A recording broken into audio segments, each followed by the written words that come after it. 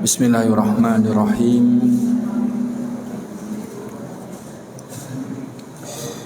Alhamdulillahi rabbil alamin. Wa bihi nasta'inu ala umurid dunya wa umurid din. Wa nusalli wa nusallimu ala nabiyyina wa habibina Muhammadin wa ala alihi wa sahbihi ajma'in. Wa man ittaba'a hudahum bi ihsanin ila yaumiddin. Ya ayyuhalladzina amanu taqullaha haqqa tuqatih wa la tamutunna illa wa antum muslimun. Amma ba'du, fala haula wala quwwata illa billahil aliyyil azim. Para bapak dan para ibu, para jamaah sekalian rahimakumullah. Insyaallah taala pada pengajian kita malam hari ini kita lanjutkan pembahasan fikih muamalah terkait dengan masalah jual beli yang pada pembahasan kita yang lalu menyempurnakan pembahasan masalah hak khiyar dalam jual beli. Maka pada pertemuan kita di malam hari ini kita lanjutkan pada satuan pelajaran berikutnya. Babnya adalah jual beli yang terlarang.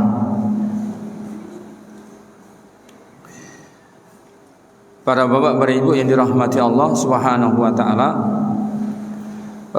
transaksi jual beli itu ada yang dilarang karena transaksinya, ada yang dilarang karena objek dari transaksi jual belinya, ada yang dilarang karena dua-duanya, ya transaksinya ya objek jual belinya. Larangan ini menjadikan jual belinya ini tidak sah. Kemudian hasilnya kalau dipaksakan menjadi haram. Karena apa? Karena transaksinya tidak sah dan dilarang, sehingga apabila dipaksakan hasilnya menjadi haram.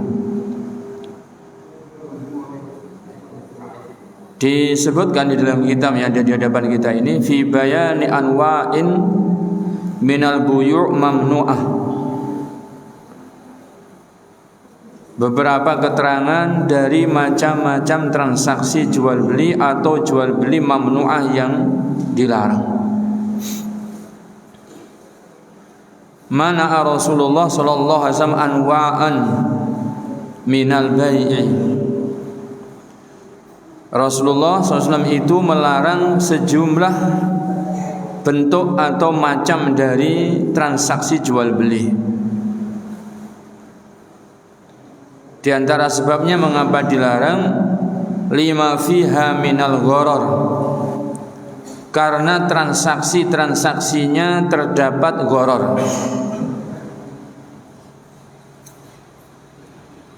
Gharar itu berarti spekulasi yang dasar-dasar dari spekulasi terjadi ada karena maksud menipu. Ada hal yang tidak jelas dalam transaksi itu. Kenapa itu dilarang? Jika mengandung unsur gharar al-muaddi ila akli amwalin nasi bil batil. Karena jika itu dilangsungkan, transaksi yang mengandung gharar tadi itu, ini akan mengantarkan orang memakan hartanya manusia dengan cara yang batil, sehingga diharamkan. Juga transaksi lima fiha minal ghish, Diharamkan karena bentuk transaksinya di dalamnya terdapat al-ghish, kecurangan. Kenapa transaksi yang di dalamnya mengandung kecurangan itu diharamkan? Al-mufdi ila itharatil ahqadi wan nizai wal khusumati bainal muslimin. Karena bentuk-bentuk transaksi yang mengandung unsur kecurangan itu bisa menjatuhkan kaum muslimin bangkit al-ahqad, dendamnya, juga membangkitkan percekcokan, perselisihan yang menimbulkan permusuhan di antara kaum muslimin, maka diharamkan.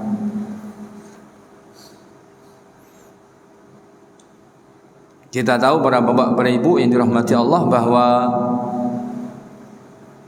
materi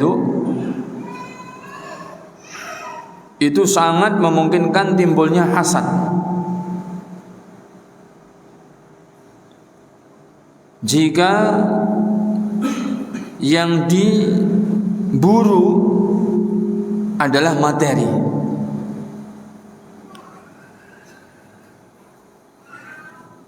Makanya Nabi itu menyebutkan,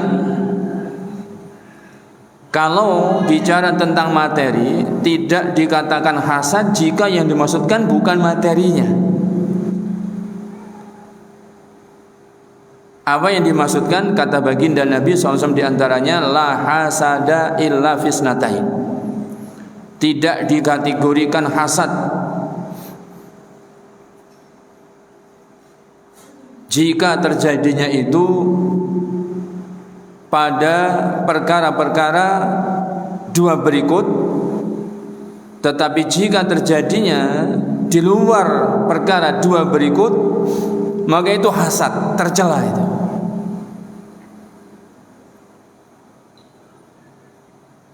Hasad itu bahasa kita apa? Iri, dengki ya. Diiri, dengki. Orang bilang sirik.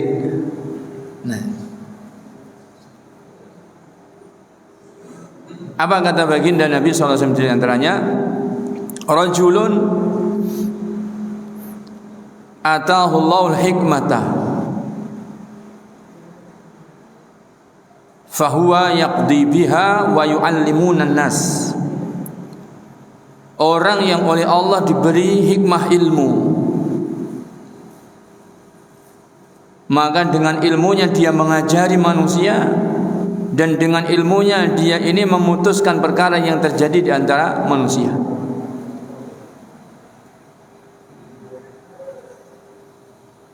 Jadi kenapa orang ini kepingin menjadi seperti itu? Bukan karena semata-mata kepingin punya ilmu banyak, tapi orang yang punya ilmu, yang mengajarkan ilmunya kepada manusia, yang dengan ilmunya dia itu memutuskan perkara-perkara yang ada di antara manusia. Ini yang kita itu inginkan. Dan jika orang inginnya seperti itu, maka tidak hasad. Tapi kalau yang diinginkan adalah ilmunya orang, maka jatuhnya pada hasad. Bagaimana itu? Orang ini ilmunya tinggi, ilmunya banyak. Bagaimana supaya dia itu ilmunya habis, atau dia jadinya tidak punya ilmu, tapi sayalah yang punya ilmu itu. Ini kalau yang dijadikan sasaran obsesinya adalah ilmunya, maka jatuhnya pada hasad. Yang kedua, warajulun atahullahu malan. Orang yang oleh Allah diberi harta, fasallatu ala halakatihi fil khair. Lantas Allah Azza wa Jalla ilhamkan kepada orang ini untuk menghabiskan hartanya pada kebaikan-kebaikan.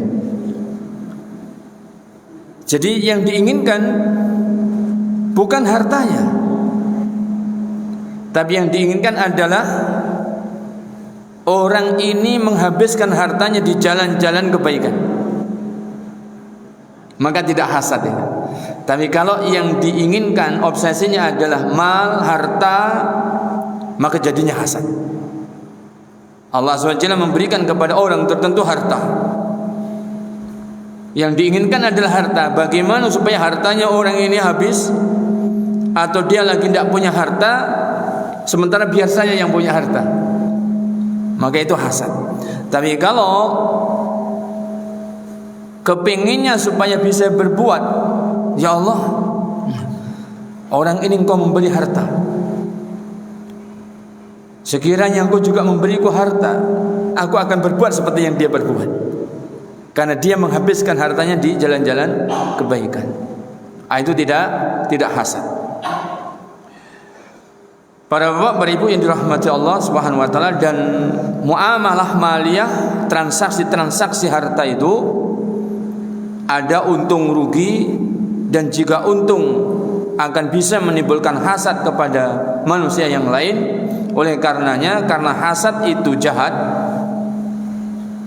hasad itu menimbulkan berbagai kerusakan, sehingga Islam betul-betul dalam hal bertransaksi ini diaturnya sedemikian rupa sehingga tidak menimbulkan sakit hati, tidak menimbulkan dendam, tidak menimbulkan kerusakan-kerusakan yang lainnya.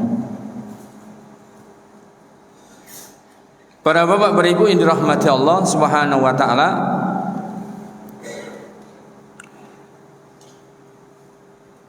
mana macam-macam daripada transaksi jual beli yang dilarang. Min dzalika, diantaranya al-awwal bai'us sil'ati qabla qabdiha. Ini yang sudah pernah kita sebutkan pada pertemuan-pertemuan yang dahulu. Menjual barang sebelum diterimanya, atau dia tidak, atau belum terserah terimakan kepadanya. Ini yang kita sebutkan pada pertemuan-pertemuan yang dahulu, termasuk di antara pelanggaran yang terjadi pada transaksi jual belinya para dropshipper itu. Kenapa itu dilarang? Karena dia itu menjual barang, kalau seandainya memang ada transaksi jual beli, dia sudah menjual barangnya sebelum qabd, jadi barang itu belum serah terima. Dia hanya apa? Kalau itu memang terjadi transaksinya, karena terkadang tidak begitu. Jadi dia membeli barang tapi tidak diqabdkan ke dia, langsung qabdnya oleh konsumen. Pada statusnya barang itu bukan ada di dia, tapi ada di orang lain. Orang yang pertama, dia membeli dari orang pertama, tetapi apa? Tidak kepada dia dikirimkannya, tidak kepada dia diqabdnya. Qabdnya adalah ke orang yang ketiga. Maka itu terjatuh pada kesalahan bai'us sil'ah qabla qabdiha. Menjualkan barang sebelum qabd, sebelum terpegang oleh tangan. La yajuzu lil muslimi an yashtariya sil'atan thumma yabi'aha qabla qabdiha mimman ishtaraha minhu. Tidak dibolehkan seorang muslim dia membeli satu barang lalu dia menjual barang tersebut padahal dia belum menerimanya dari orang yang dia membeli darinya. Dia belum menerimanya tapi dijual, maka itu dilarang. Berdasarkan liqaulihi, berdasarkan sabdanya Nabi SAW, idza ishtaraita syai'an fala tabi'hu hatta taqbidahu. Jika kamu membeli sesuatu, kata Nabi SAW meluruskan transaksi yang telah terjadi, jangan kamu jual lagi barang itu sehingga barang itu sudah kamu terima, sudah kamu qabd, baru boleh kamu nanti mengadakan transaksi jual beli. Tapi sebelum barang itu kamu terima, maka tidak boleh kamu menjual barang tersebut. Wa qawlihi, dan juga berdasarkan sabdanya Nabi SAW di dalam hadis yang lain, man ibta'a ta'aman fala yabi'hu hatta yastawfiyahu. Barang siapa yang dia menjual belikan makanan, maka jangan orang yang dia membeli makanan tadi itu atau bahan makanan itu menjualnya kembali sehingga yastawfiyahu, dia ini memenuhi apa yang menjadi syarat jual beli sah, yaitu apa? Harus diserah terimakan dulu. Qala Ibnu Abbas, Abdullah Ibnu Abbas mengatakan, wala ahsibu kulla syai'in illa mithlahu, dan aku tidak mengkategorikan segala sesuatu yang dijual belikan kecuali hukumnya mislahu, seperti makanan, seperti bahan makanan. Artinya apa? Abdullah bin Abbas mengatakan kalau di sini Nabi itu sabdanya hanya sekedar makanan atau bahan makanan, maka objek jual beli selainnya pun hukumnya sama. Tidak boleh dijual belikan kecuali harus ada syarat terpenuhkan, yaitu al-qabd, sudah diserah terimakan dulu. Kasus yang dulu pernah terjadi di pasar-pasar, tentunya kalau zaman dulu namanya pasar tradisional gitu ya. Di pasar-pasar tradisional terjadi kasus-kasus yang seperti ini. Jadi karena orang barangkali dia ini kebetulan barang dagangannya laris, maka apa yang dimilikinya habis. Sementara konsumen datang.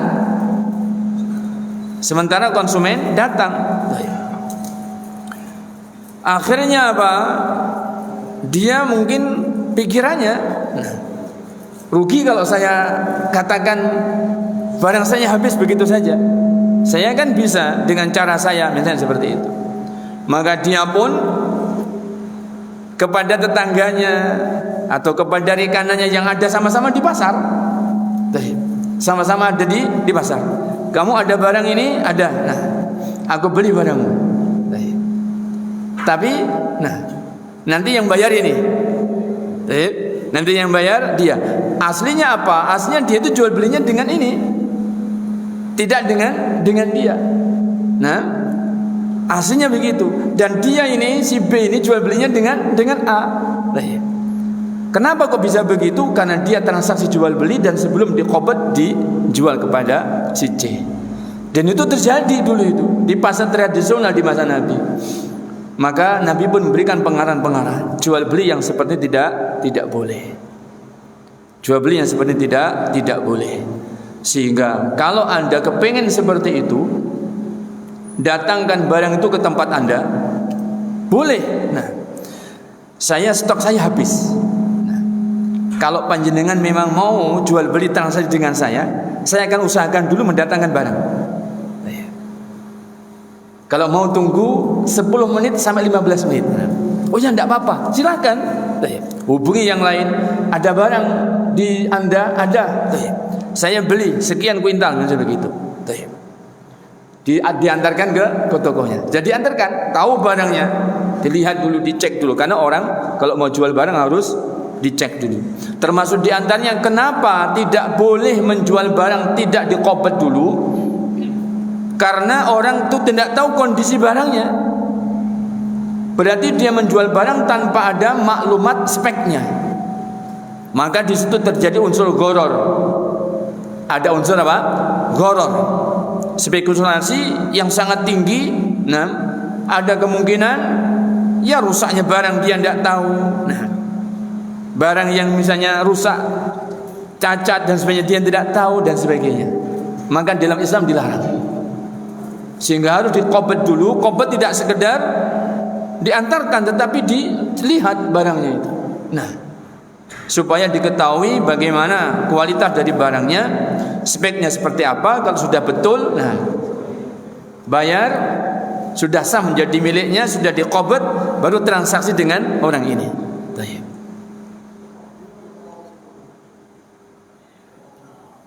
Para bapak, para ibu yang dirahmati Allah SWT, kalau seperti itu maka dibolehkan. Dan itu yang diberi pengarahan oleh baginda Nabi. Yang terjadi dulu di pasar-pasar, nah, menjual barang sebelum qabad, kemudian diberi penerangan oleh Nabi SAW bahwa yang benar seperti ini. Nah, qabad dulu. Para bapak, para ibu yang dirahmati Allah Subhanahu wa taala, kalau memang konsumennya mau, kalau tidak mau tidak apa-apa. Nah, rugi kita. Ini untung sudah di depan mata. Tinggal begini sudah saya dapat untung gitu. Tapi kalau itu dilakukan dan terjadi dan tidak terjadi qabad, maka dia melanggar aturan jual beli. Maka jadinya kalau dia mendapatkan untung haram, karena transaksi jual belinya terlarang. Lah kalau itu yang didapat haram, berarti dia makan barang yang haram.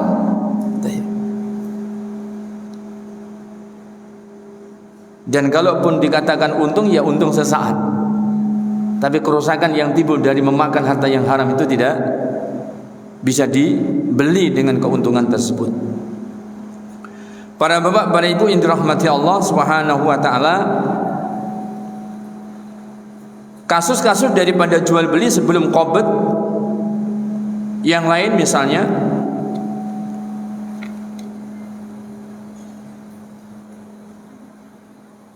jual beli melalui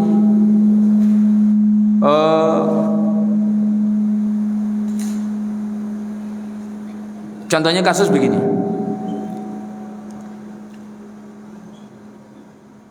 Ada jasa yang namanya biasanya leasing namanya. Tapi sebenarnya tidak hanya leasing, yang lainnya juga begitu. Apapun sebutannya, maka tidak boleh.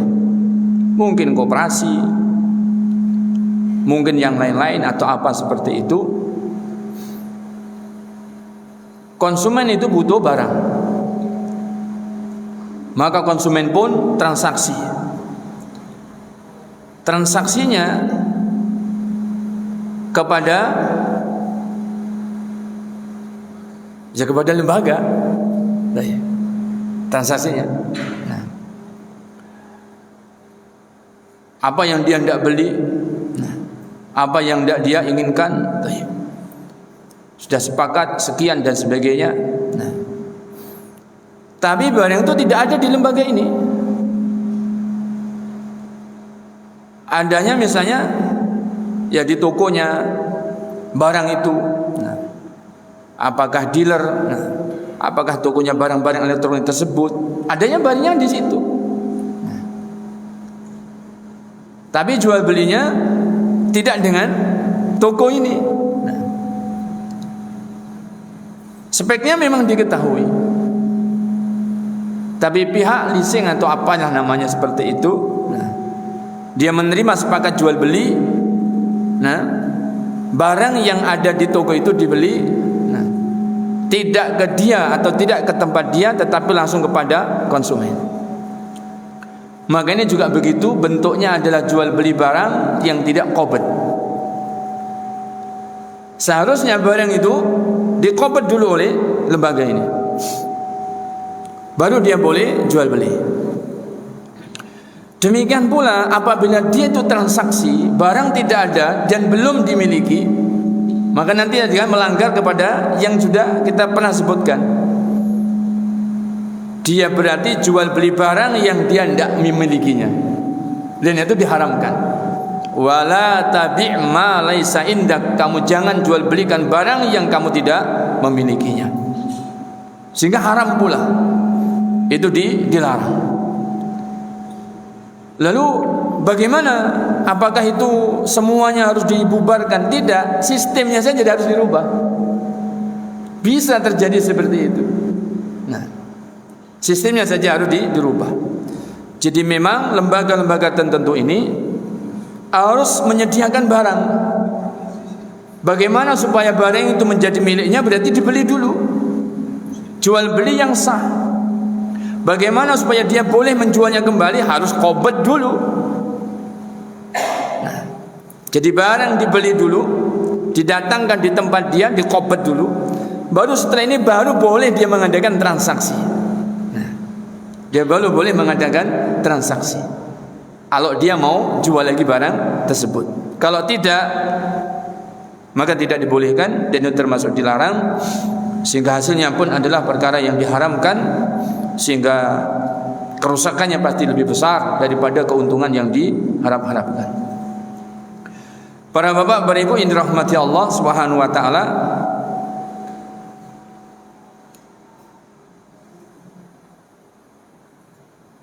berarti koperasi juga harus menyediakan barang-barang yang dibutuhkan konsumen. Ya, jawabnya betul, ya. Nah,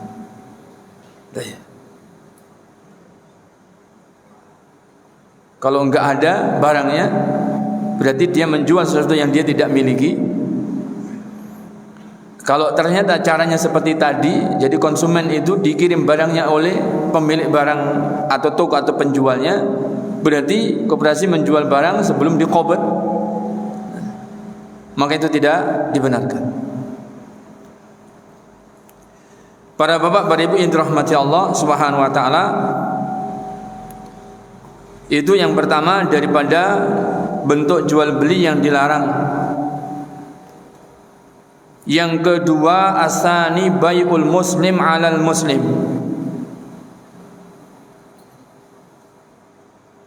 Termasuk jual beli atau transaksi yang diharamkan, yang dilarang adalah menjual belikan barang padahal masih barang atau orang yang memiliki barang ini terikat transaksi jual beli dengan saudara muslim lainnya. Pada pertemuan yang lalu kita membahas masalah hak khiyar. Apabila barang itu sudah dijual belikan dan masih dalam hak khiyar, maka dibolehkan bagi orang yang berjual beli untuk memilih dilanjutkan apakah tidak memilih. Dia boleh memilih ini. Ini hubungannya adalah dengan dua orang yang bertransaksi, maka boleh dilangsungkan dan boleh tidak dilangsungkan. Tapi transaksi jual beli sudah terjadi apa belum itu? Sudah. Kalau sudah terjadi, pilihannya itu hanya diberikan hanya kepada dua orang saja, antara penjual dan pembeli. Tapi kasus yang ini berbeda. Transaksi jual beli belum terjadi, belum deal dalam bahasa kita, tetapi sudah ada transaksi yang separuh jalan. Namanya orang, kalau jual beli terkadang dia tidak bisa buru-buru, karena menginginkan spek yang betul-betul dia cari, kualitas yang betul-betul dia cari, pertimbangan harga, karena dia mungkin budgetnya juga terbatas. Maka ketika ada transaksi, orang mengatakan saya pikir dulu, beri saya waktu 2-3 hari untuk memberi jawaban. Baik. Memberi jawaban apa ini? Kita lanjutkan transaksi apakah tidak? Tapi transaksi sudah terjadi apa belum? Belum terjadi. Baik. Nah, apabila kondisi seperti ini, orang yang dia bertransaksi setengah seperti ini, berarti dia terikat. Dia terikat, tidak boleh melangkai akad atau kesepakatan. Kenapa? Karena al-muslimuna inda syurutihim. Orang muslim itu terikat oleh syarat yang telah disepakati dalam transaksinya. Sedangkan orang yang bertransaksi ini memiliki syarat. Beri aku tempo waktu untuk aku berpikir dulu. Beri aku tempo waktu. Jadi syarat jual beli seolah-olah dengan apa? Dengan minta tempo dulu. Nah, ketika dalam keadaan dia itu masih ada syarat yang harus dipenuhkan, menunggu tempo 3 hari dan sebagainya, berarti orang yang menjual barang terikat dengan saudaranya ini, maka haram bagi dia melangkai syarat yang telah disepakati dengan saudaranya. Kalaupun datang orang yang membutuhkan barang, sementara dia tidak ada barang kecuali satu barang itu tadi, dia haram mengadakan transaksi dengan orang yang ketiga yang datang ini. Kalau itu dilakukan, maka dia melanggar hal yang diharamkan ini, maka transaksinya itu haram, hasilnya pun juga haram. La yajuzu lil muslimi an yashtariya akhuhul muslimu bida'ahu bi khamsatin masalan fayaqulu lahu ruddaha ila sahibiha wa ana ashtariha minka bisittatin. Ini contohnya yang disebutkan kasus terjadi. Kenapa kok orang itu ada transaksi yang seperti itu? Kenapa? Karena semua kita itu suka dengan harta. Semua kita senang dengan harta. Jadi kenapa transaksi seperti ini kok sampai bisa terjadi? Karena orang itu dalam bahasa kita kepencut margin yang berbeda, kepinginnya mendapatkan untung yang lebih. Saya butuh barang. Nah, oh ya, butuh apa? Nah, butuh barang A. Nah, oh kebetulan ada saya barang itu. Yang kamu cari A ini speknya macam apa? Begini. Nah kebetulan ada saya. Tapi barang ini saya sudah ada petung dalam bahasa kita. Nah, dengan Pak A, loh, sudah ada petung. Coba barangnya kayak apa? Nah, ini loh barangnya. Wah, bagus ini barangnya. Cocok dengan saya ini. Memangnya kamu petung dengan dia kasih harga berapa?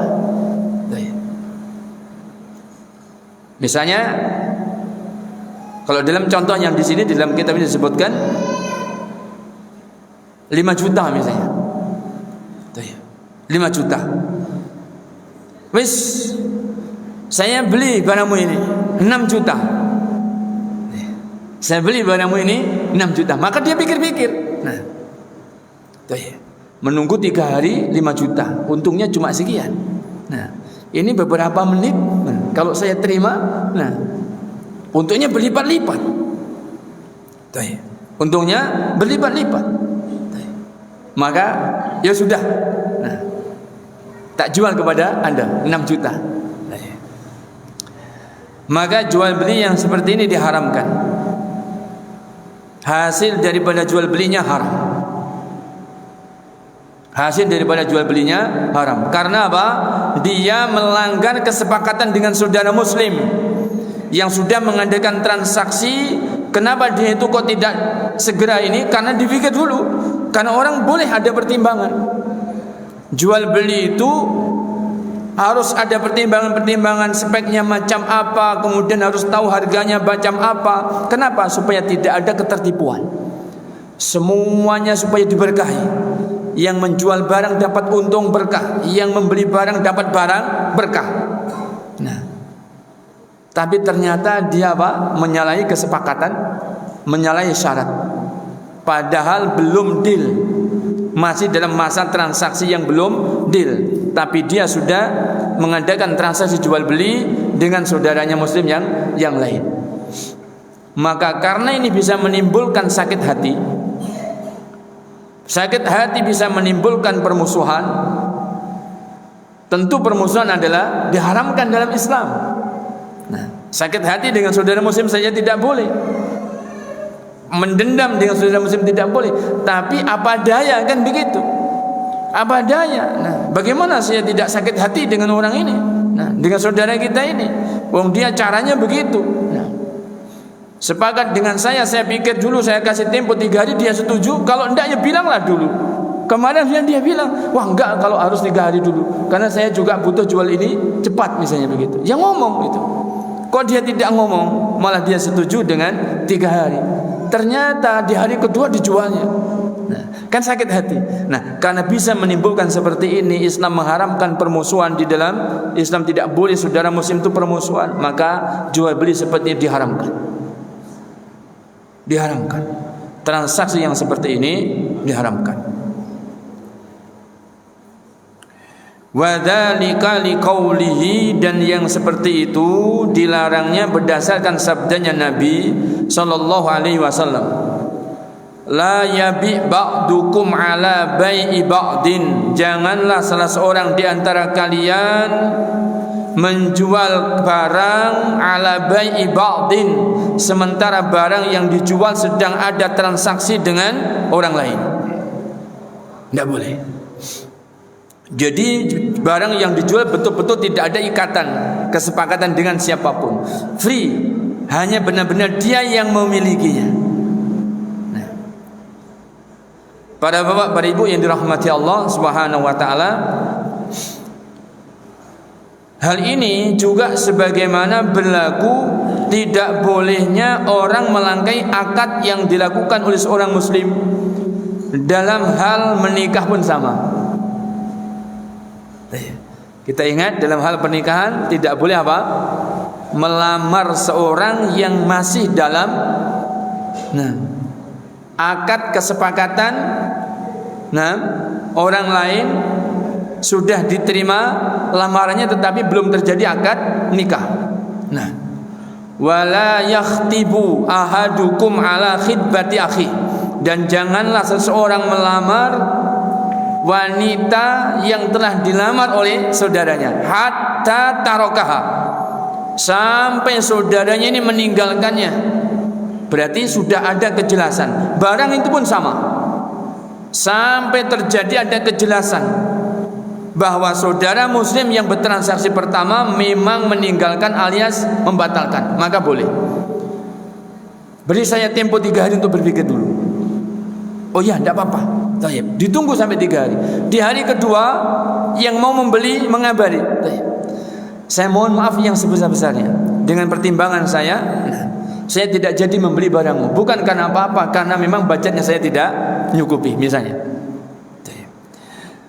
Saya meminta maaf sebesar-besarnya, saya tidak langsungkan jual beli dengan Anda karena spek yang dicari, yang diinginkan oleh istri saya ternyata tidak begitu misalnya. Atau seandainya tidak ada alasan-alasan, seorang muslim ini tampil apa adanya, dia pun juga bertransaksi apa adanya. Kalau iya yo iya, kalau enggak yo enggak. Afwan akhi, saya tidak jadi membeli barangmu ya, afwan. Oh ya, enggak apa-apa. Ya sudah gitu. Gak usah dimasukkan hati, nyapo ya. Lah iya nyapo ya, misalnya gitu. Enggak usah, ya sudah, bebas saja. Lepas saja, supaya kita enggak cepat tua gitu. Kalau gitu banyak pikiran cepat tua nanti, rambutnya cepat putih nanti, kayak saya. Berarti usah transaksi.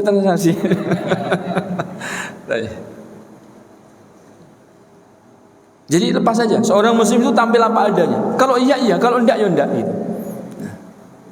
Tidak ada istilahnya apa? Yang dibuat-buat dan sebagainya, tidak ada. Para bapak, para ibu yang dirahmati Allah SWT, di dalam hadis tentang masalah khidbah juga begitu. Tidak boleh mengkhidbah seseorang, tidak boleh melawan seseorang jika sudah dalam lamaran orang lain. Hatta tarokah, sampai orang yang melamar ini betul-betul memberi jawaban enggak.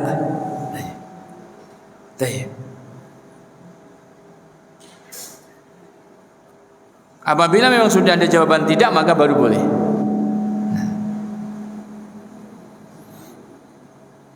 Nah, ini menjadi wali juga harus perhatian tentang masalah ini. Menjadi pemilik barang juga demikian, perhatian tentang masalah ini. Saya ingin mencari pembeli yang harganya bisa menawar paling tinggi, maka transaksi ditampungnya. Datang orang satu, beri saya tempo 3 hari. Oh ya, datang orang 2. Saya hanya bisa menjual barang saya kepada sampean setelah 3 hari. Harus begitu. Kenapa? Karena saya punya hubungan dengan orang lain. Jangan apa? sebentar, tunggu dulu. Nah, tunggu dulu. Kamu berani berapa? Berani sekian. Ya, tunggu dulu ya. Nah, nanti tak kabari. Apa maksudnya dia itu? Mencari pembeli yang lebih tinggi. Maka tidak boleh. Berarti dia mengikat orang kedua ini. Sebagaimana dia sudah mengadakan ikatan dengan orang yang pertama, maka tidak boleh dia mengadakan ikatan dengan orang lain.